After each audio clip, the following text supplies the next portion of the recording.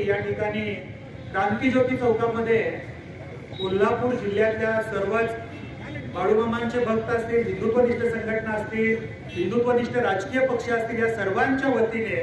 श्री बाळूमामा देवस्थान संरक्षक कृती समिती आणि महाराष्ट्र मंदिर महासंघ यांच्या संयुक्त विद्यमाने बाळूमामा देवस्थान संरक्षक आंदोलन आयोजित करण्यात आलेलं होतं। बाळूमामा देवस्थानामध्ये झालेला गैरकारभार, या सर्व कारभाराची चौकशी होऊन दोषींवरती कारवाई केली पाहिजे आणि तत्काळ सीआयडी चौकशी लागली पाहिजे, ही आमची मागणी आंदोलनाच्या माध्यमातून होती।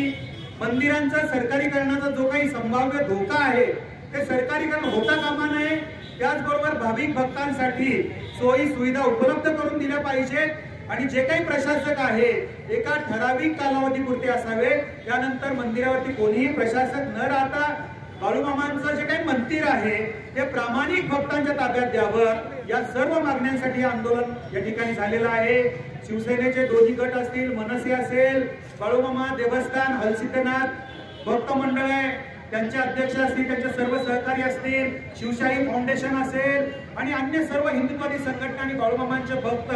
या सर्वांच्या वतीने हे आंदोलन पार पडलेलं आहे। ही सुरुवात आहे, ही चौकशी लवकरात लवकर पूर्ण करून सीआयडी चौकशी जोपर्यंत नेमली जात नाही, सरकारीकरणाचा विचार रहित केला जात नाही, तोपर्यंत हे आंदोलन संपूर्ण राज्यभर सुरू राहणार असा या ठिकाणी सर्वांनी निश्चय केलेला आहे। हर हर हर हर